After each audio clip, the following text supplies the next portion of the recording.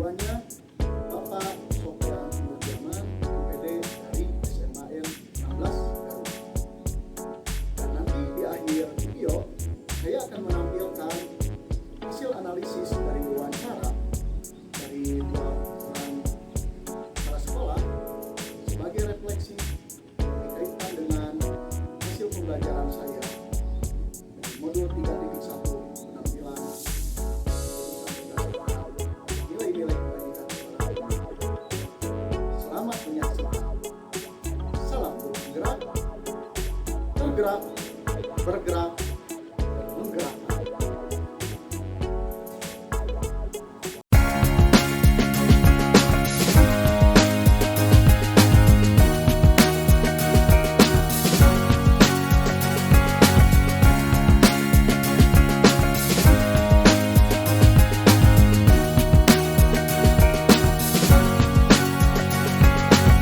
Kesibukan Bapak untuk bersedia saya ucapkan.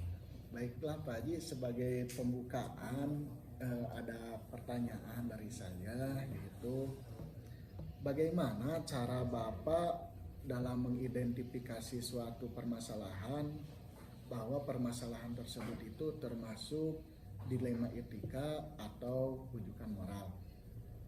Yang pertama saya mengucapkan dulu terima kasih nih kepada calon-calon guru penggerak. Alhamdulillah, berarti di sekolah kita sudah ada 4 calon guru penggerak.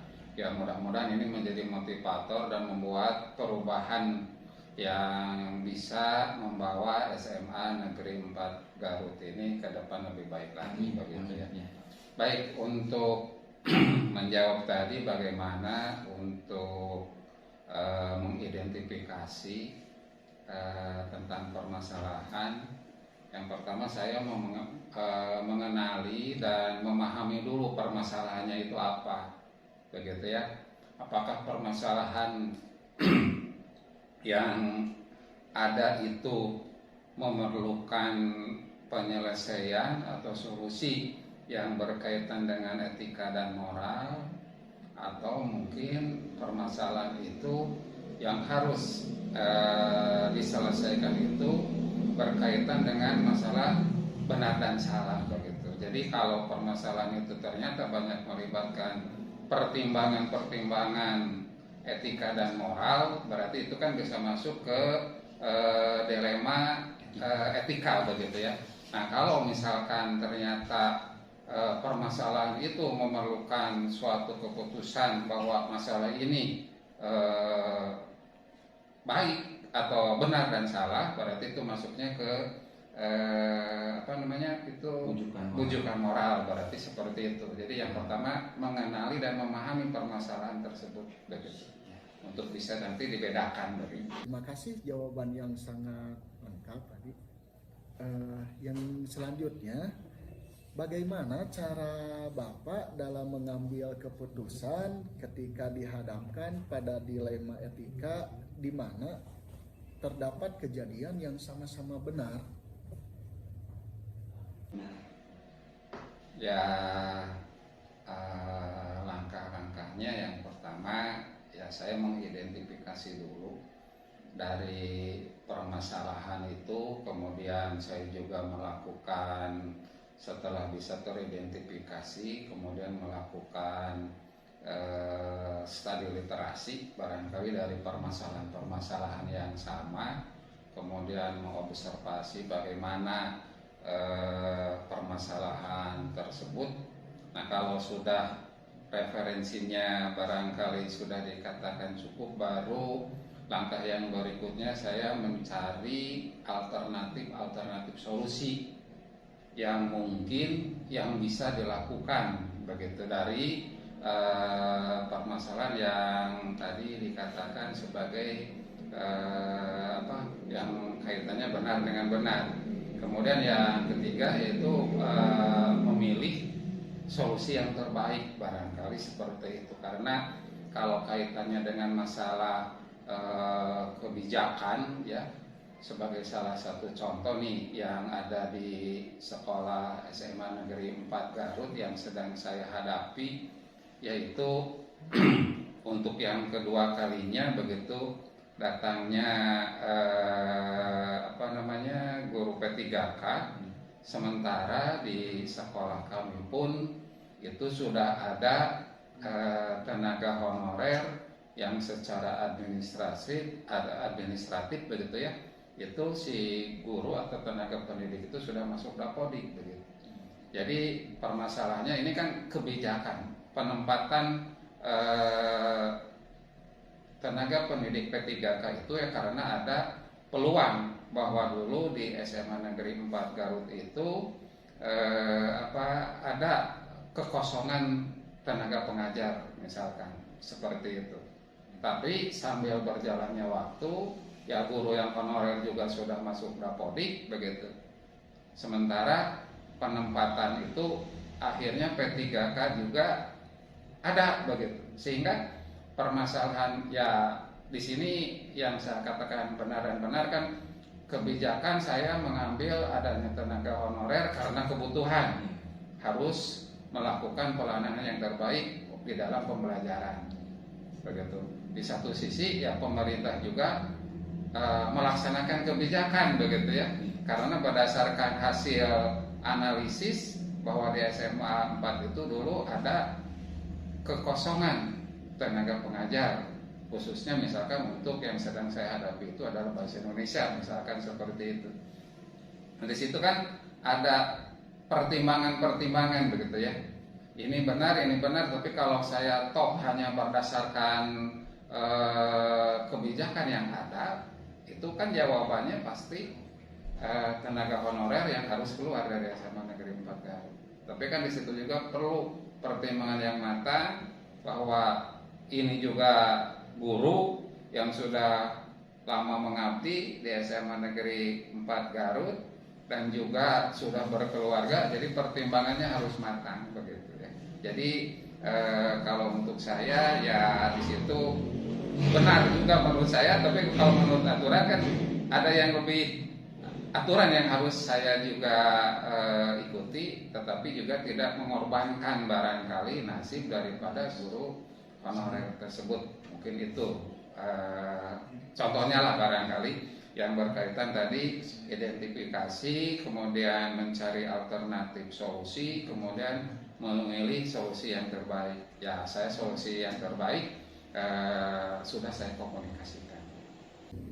Nah selanjutnya bagaimana Pak Haji mengenai langkah atau prosedur seperti apa yang sering digunakan dalam menyelesaikan masalah-masalah tersebut? Kalau ada permasalahan begitu ya yang dihadapi, saya itu mencari dulu akar masalahnya itu apa begitu ya, apa yang menyebabkan munculnya masalah tersebut. Jadi kalau secara runut saya mengidentifikasi dulu masalah itu begitu, sehingga permasalahan dari kasus atau yang dihadapi itu bisa dengan jernih untuk nanti bisa diambil suatu keputusan. Nah, kemudian kalau sudah teridentifikasi begitu ya, maka saya kalau ada yang bermasalah, misalkan masalah itu kan bisa muncul antara masalah itu ada di siswa, bisa juga masalah itu muncul di tenaga pendidik, bisa juga di tenaga kependidikan, ya bisa juga di masalah kebijakan begitu ya. Nah yang berkaitan dengan misalkan permasalahan di dalam misalkan ada permasalahan di tenaga pendidik, misalkan saja ada permasalahannya tenaga pendidik dengan siswa, ya saya mencoba mengklarifikasi begitu ya.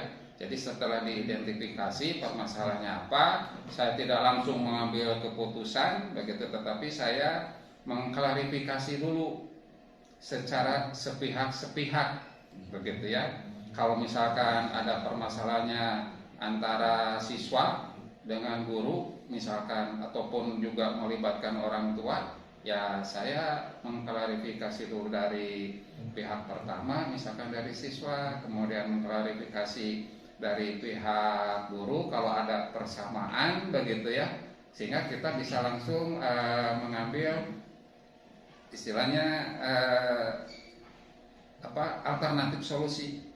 Nah, kalau ada perbedaan-perbedaan baru saya pertemukan begitu untuk musyawarah ini yang sebenarnya bagaimana supaya kalau kata bahasa Sunda mah di dalam menyelesaikan permasalahan itu caina herang laukna benang begitu ya, sehingga tidak menimbulkan permasalahan bisa selesai begitu ya, dan tidak berdampak untuk keberlanjutan baik untuk peserta didik, untuk guru ataupun untuk nama baik sekolah. Seperti itu. Jadi dilihat dulu dari sebabnya dulu ya Pak. Iya. Kemudian klarifikasi, kemudian ada alternatif solusi ya, untuk beberapa kemudian ya baru diambil keputusan. Nah Pak, lanjut lagi apa ini? Ya, lanjut mangga. Dari langkah-langkah yang tadi Pak Haji sebutkan, apakah ada langkah atau metode yang paling efektif dalam pengambilan keputusan atau menyelesaikan sebuah permasalahan? Langkah yang paling efektif ya barangkali tergantung daripada permasalahan begitu ya. Kalau permasalahannya tentang kebijakan ya kita ambilkan kepada kebijakan ataupun aturan-aturan yang ada. Tapi kalau misalkan permasalahannya di dalam interaksi, yang paling saya efektif tadi itu adalah dengan cara diskusi atau musyawarah, supaya ya kita seimbang begitu, seimbang di dalam informasi dan dampaknya itu tidak berkepanjangan begitu. Jadi pakai diskusi lah barangkali. Dalam pengalaman Bapak selama menjabat, tentunya banyak sekali menemui permasalahan-permasalahan. Namun saya mohon maaf ingin mengetahui kasus atau permasalahan yang menurut Pak Haji ini paling berat atau paling menantang dalam memecahkan suatu permasalahan ketika Pak Haji dalam selama ini menjadi kepala sekolah itu, bisa diungkapkan mungkin seperti apa? Aduh, agak repot juga ya kalau yang paling berat mah, karena permasalahan itu ya bisa dikatakan berat-berat, bisa dikatakan sedang atau ringan, tergantung daripada sudut pandangnya barangkali. Tapi kalau yang paling berat yaitu yang istilahnya nanti permasalahan yang berdampak kepada nama baik sekolah lah, terutama baik di mata masyarakat ataupun di stakeholder pendidikan begitu. Nah, permasalahan yang terberat ya pernah dialami permasalahan ya barangkali untuk ya ada kesalahpahaman atau miskomunikasi ya dari guru dengan siswa yang akhirnya melibatkan orang tua begitu. Tapi alhamdulillah permasalahan yang berat tadi, karena kalau dengan zaman yang sekarang begitu ya, apalagi permasalahan yang melibatkan orang tua itu adalah kalau tidak cepat ditangani biasanya jadi viral begitu.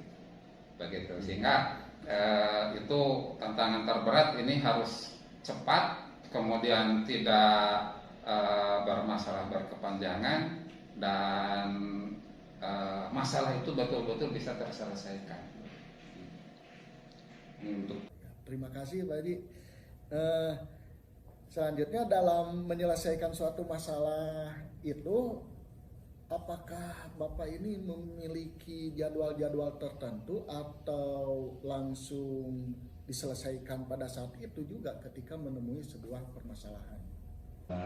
Ya, nah kalau misalkan jadwal tertentu ataupun bagaimana untuk menyelesaikan masalah ya tergantung masalah begitu. kalau yang biasanya terjadwal, yaitu barangkali yang nantinya penyelesaian masalah itu yang ringan, yang nanti dibawa ke dalam briefing ataupun pengarahan atau bimbingan kepada Bapak Ibu guru. Itu kalau terjadwal, karena alhamdulillah kami di SMA 4 itu kan mencoba untuk supaya masalah itu bisa terselesaikan. Karena saya tidak bisa mengidentifikasi, jadi bagaimana untuk menjalin komunikasi dengan Bapak dan Ibu guru, itu ada pembinaan yang terjadwal setiap bulan begitu, untuk rapat evaluasi tentang kegiatan yang ada di sekolah itu terjadwal. Kalau yang tidak terjadwal ya itu berarti bersifat insidentil, tergantung daripada kasus begitu. Baik, terima kasih. Untuk selanjutnya Pak Haji, apakah Pak Haji ini memiliki seseorang atau faktor-faktor yang mendorong untuk membantu Bapak ini dalam menyelesaikan permasalahan di sekolah? Nah, kalau untuk orang lain jelas, kalau saya di dalam kebijakan ataupun mengambil menyelesaikan masalah itu tidak saya putuskan sendiri, tergantung kasusnya. Kalau memerlukan informasi dari yang lain, ya saya juga melibatkan barangkali Bapak dan Ibu guru. Kadang-kadang juga saya melibatkan, kalau permasalahannya siswa, ya saya juga melibatkan siswa yang tadi untuk klarifikasi. Barangkali kan saya di sekolah itu juga dibantu oleh ada wakasek yang lebih barangkali dituakan oleh guru-guru yang lain begitu. Saya menggali informasi, mencari juga pertimbangan dari mereka. Kadang-kadang kan keputusan kalau secara pribadi hanya satu pandangan saja, kalau melihat mas dari satu arah, tapi kalau dari berbagai arah itu kan itu akan lebih matang lagi gitu, sehingga bisa diterima oleh semua begitu. Saya melibatkan Bapak dan Ibu guru ataupun yang lain, baik tenaga pendidik ataupun pendidikan. Oh, baik Pak Haji, dari uraian tadi yang Pak Haji ungkapkan, alhamdulillah itu sangat rinci sekali. Namun dari semua yang Bapak sampaikan tadi, apakah ada dari Bapak yang ingin disampaikan kepada saya khususnya sebagai calon guru penggerak angkatan 7, sehingga saya dapat dengan baik dan bijaksana dalam mengambil sebuah keputusan dari permasalahan-permasalahan yang mungkin kedepannya saya temukan. Saya akan belajar dari permasalahan bagaimana Pak Haji memecahkan masalah tersebut. Ya, ini mah bukan saya kata bahasa Sunda mah mematahan menjadi kameri begitu ya.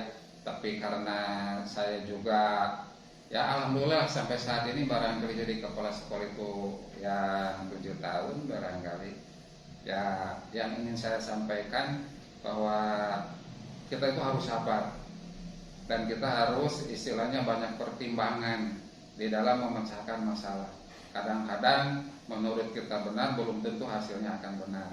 Jadi tadi saya harap kepada para calon guru penggerak, katanya kalau saya katakan harus saya lagi-lagi pakai bahasa Sunda begitu ya, punya saku dua lah begitu. Jadi sebelum mengambil keputusan itu kita pikir ini apakah yang terbaik atau tidak begitu ya. Ya tadi untuk lebih menguji itu ya kita melibatkan juga pertimbangan dari orang lain. Nah, sama jangan patah semangat kalau ada masalah menjadi langsung saja siut hoream misalkan, apalagi menjadi kepala sekolah, ya tidak, itu tantangan kita barangkali yang harus kita selesaikan. Dan yang paling itu menahan diri lah. Kita tidak boleh emosional, kita harus istilahnya ada permasalahan itu diselesaikan secara jernih begitu, dengan banyak pertimbangan barangkali. Apalagi kalau yang muda kan barangkali ingin cepat, ingin bagaimana ya harus barangkali dipikirkan lah. Itu pengalaman saya karena di sekolah dimanapun permasalahan pasti tetap ada gitu. Dan permasalahan itu bukan untuk dihindari tapi untuk dihadapi barangkali. Baik Bapak, terima kasih atas semua pertanyaan yang telah Bapak jawab. Itu menjadi pelajaran juga bagi saya tentunya sebagai calon guru penggerak untuk kedepannya bisa diimplementasikan sebagai pengalaman-pengalaman yang baru bagi saya. Saya ucapkan terima kasih kepada Bapak yang telah bersedia tentunya meluangkan waktu dari kesibukan Bapak untuk bersedia saya dalam Justru saya ucapkan terima kasih. Jadi kalau dengan adanya guru penggerak ataupun calon guru penggerak yang mudah-mudahan sebentar lagi menjadi guru penggeraknya begitu ya. Jadi barangkali bahwa di guru penggerak juga apa yang dilakukan oleh kepala sekolah semuanya dipelajari begitu dipahami ya mudah-mudahan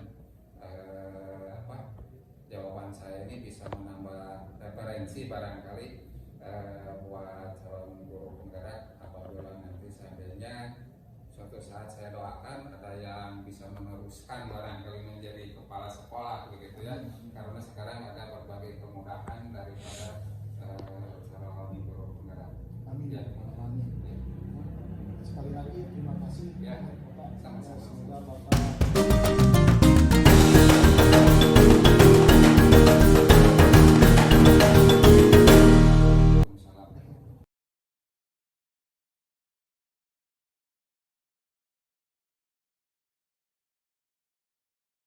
Yang pertama, Pak, selama ini bagaimana Anda dapat mengidentifikasi kasus-kasus yang merupakan dilema etika atau bujukan moral? Ya, ini berdasarkan pengalaman saya mengelola institusi ya. Saya sudah 2 periode mungkin, mulai dari SMA 29 juga sekarang di SMA 16 Garut. Memang terkadang saya pernah gitu ya dalam bekerja itu dihadapkan pada beberapa persoalan yang pilihan penyelesaiannya saling bertentangan ya, sehingga penyelesaian persoalan yang diambil belum tentu dapat menyelesaikan permasalahan sekolah secara utuh. Padahal sebagai pimpinan organisasi sekolah dalam hal ini saya dituntut untuk memastikan institusi ini atau sekolah ini bisa berjalan melaksanakan tupoksinya secara sukses tanpa ada gangguan yang cukup berarti. Jadi poin utamanya kalau saya ditanya bagaimana caranya saya dapat mengidentifikasi kasus-kasus yang merupakan dilema etika atau bujukan moral adalah poin utamanya apabila permasalahan tersebut yang penyelesaiannya memuncul pilihan penyelesaiannya ada yang saling bertentangan, maka itulah permasalahan dilema etika. Jadi poinnya itu, apakah pilihan penyelesaian masalahnya itu saling bertentangan atau tidak. Kalau saling bertentangan, maka itu adalah dilema etika. Yang kedua, selama ini bagaimana Anda menjalankan pengambilan keputusan di sekolah Anda, terutama untuk kasus-kasus di mana ada dua kepentingan yang sama-sama benar atau sama-sama mengandung nilai kebajikan? Yang pertama tentu saja adalah menganalisis permasalahan secara komprehensif. Ya, jadi saya melihat berbagai kemungkinan, berbagai peluang, pilihan penyelesaian yang tersedia. Ya, itu yang pertama. Kemudian saya lihat juga dari setiap pilihan penyelesaian itu dampak positif dan dampak negatifnya. Jadi hasilnya manfaatnya apa? Kalau saya pilih pilihan A, manfaatnya apa? Efek sampingnya apa kalau obat ya? Pilihan B, manfaatnya apa? Efek sampingnya apa? Dan saya akan mengambil biasanya pilihan yang dampak negatifnya lebih sedikit. Jadi kalau ada beberapa kasus, kalau ada satu kasus, kemudian ada beberapa pilihan kebijakan, saya analisis mana manfaatnya, mana dampak negatifnya. Saya biasanya gitu ya, memilih yang dampak negatifnya paling minimal. Karena ini sesuai dengan kaidah usul fikih, menghindari mudarat itu lebih baik daripada mengambil manfaat. Jadi bagi saya kondusivitas sekolah dan lain sebagainya itu yang lebih utama. Kemudian yang kedua, saya analisis strategi pemecahan masalahnya. Jadi kalau tadi pilihan penyelesaian masalahnya sudah saya tentukan, A, lalu saya akan menganalisis supaya A ini bisa menyelesaikan masalah, maka langkah-langkah yang harus saya tempuh adalah 1, 2, 3-nya saya analisis. Dan yang ketiga adalah melaksanakannya. Jadi setelah saya analisis nih strateginya seperti ini A, B, C, D, dan yang ketiga adalah eksekusi.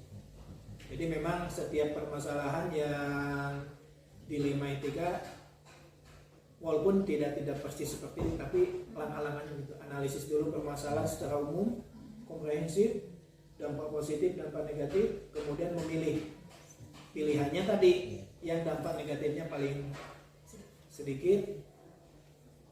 Nah, setelah itu pikirkan cara melaksanakannya, baru eksekusi. Selanjutnya, langkah-langkah atau prosedur seperti apa yang biasa Anda lakukan selama ini dalam menyelesaikan permasalahan tersebut? Sebenarnya kalau langkah-langkah itu tidak ada prosedur yang baku ya. Sebagaimana Bu Justina orang IPA, kita mengenal ada metode ilmiah. Tapi itu bukan serangkaian metode langkah-langkahnya harus dari 1, kedua, ketiga, keempat, tidak. Tapi yang paling ya secara umum adalah satu yang sebenarnya penjabaran dari yang tadi, memahami dulu permasalahannya ya.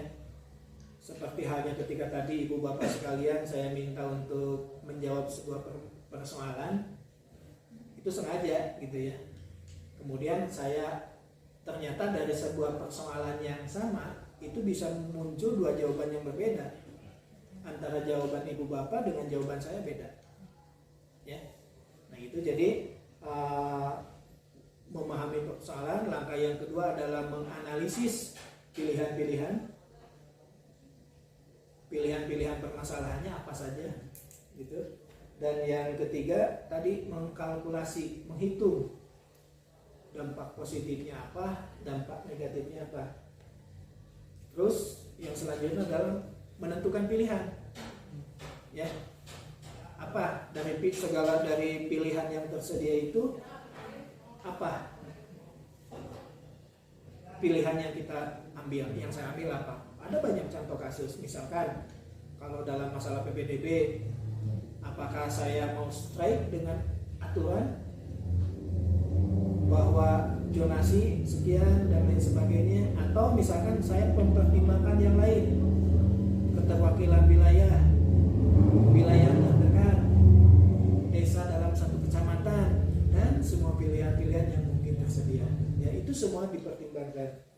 Dan yang terakhir adalah tentu saja mengeksekusinya. Nah, tentu saja tadi saya katakan pilihan penyelesaian itu bukan langkah-langkahnya bukan hal yang baku, dan setiap langkah-langkah yang tadi mulai dari memahami, menganalisis sampai menentukan pilihan yang saya ambil, saya itu berdiskusi juga, baik secara individu maupun dalam forum, seperti yang ibu bapak juga pernah alami bersama saya ketika ada permasalahan, saya ungkap permasalahan itu di rapat-rapat Dewan Guru. Itu sebenarnya dalam rangka menyelesaikan permasalahan. Jadi langkah-langkah itu tidak mesti oleh saya sendiri. Ada kalanya saya memilih berdiskusi dengan wakasek, atau dengan komite, atau dengan guru senior, atau dengan salah satu atau salah dua dari ibu bapak guru yang ada di SMA ini. Atau kadang-kala tidak jarang saya memutuskan sendiri, tergantung pilihan-pilihan yang tersedia. Jadi saya pertimbangkan mana yang paling baik gitu, demi kelancaran tupoksi SMA 1623. Untuk selanjutnya Pak, hal-hal apa saja yang selama ini merupakan tantangan dalam pengambilan keputusan pada kasus-kasus dilema etika. Tantangan itu yang paling besar adalah ketika pilihan keputusan terbaik, dalam tanda kutip lah, benar lah. Jadi keputusan yang paling benar yang harusnya saya ambil ternyata bertentangan dengan kepentingan atau keinginan mayoritas warga sekolah. Itu yang paling sulit. Misalkan ketika yang paling baik saya simpan HP ini di meja ini. Ini secara feng shui itu yang paling baik. Tapi ternyata keinginan teman-teman kita di sekolah, Pak jangan di sini. Yang paling baik itu di situ. Nah itu dilema etika yang paling besar itu gitu. Ketika pilihan saya yang menurut saya itu paling baik bertentangan dengan individu, baik itu individu lawan kelompok, terutama ketika pilihannya bertentangan dengan sebagian besar gitu ya. Nah, ini yang paling repot gitu ya. Selanjutnya, apakah Bapak mempunyai jadwal dalam menyelesaikan suatu masalah? Apakah Bapak dalam menyelesaikan masalah tersebut langsung menyelesaikannya di tempat atau memiliki jadwal-jadwal tertentu untuk membahas dan menyelesaikan permasalahan yang berkaitan dengan dilema etika tersebut? Kemudian bentuk atau prosedur apakah yang Bapak jalankan selama ini? Tidak, jadi tidak ada jadwal.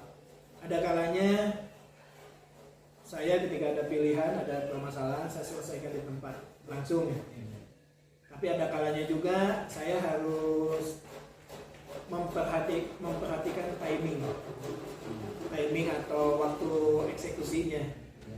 Ya tergantung strategi yang tadi dipilih. Ya, jadi ada kalanya langsung di tempat, di depan ruang guru atau bagaimana di kelas, atau ya saya berpikir oh ini harusnya begini, strateginya bagaimana. Yang paling penting target utamanya adalah persoalan selesai. Itu saja. Jadi tidak ada batasan waktu. Untuk selanjutnya, adakah seseorang atau faktor-faktor yang membantu Bapak dalam menyelesaikan permasalahan dan pengambilan keputusan dalam kasus-kasus dilema etika? Adalah. Seperti yang tadi saya sampaikan bahwa dalam penyelesaian masalah itu bisa oleh saya sendiri, bisa saya berdiskusi dengan rekan, terutama Wakasek, ya, karena walau bagaimanapun yang namanya Wakasek pembantu saya di sekolah ini gitu ya, orang terdekat saya, misalkan dalam manajemen. Itu sering saya ketika ada permasalahan, termasuk menyangkut ketika hubungan personal antar warga, itu saya serap dulu aspirasinya, saya serap dulu kondisinya, realnya di lapangan seperti apa. Karena kadangkala guru-guru kan tidak ada yang tidak berani langsung curhat dengan saya, tapi dengan Wakasek, dengan staf Wakasek atau dengan guru tertentu mereka berani. Nah dari situ saya juga bisa menambah informasi yang masuk, sehingga permasalahan yang saya pahami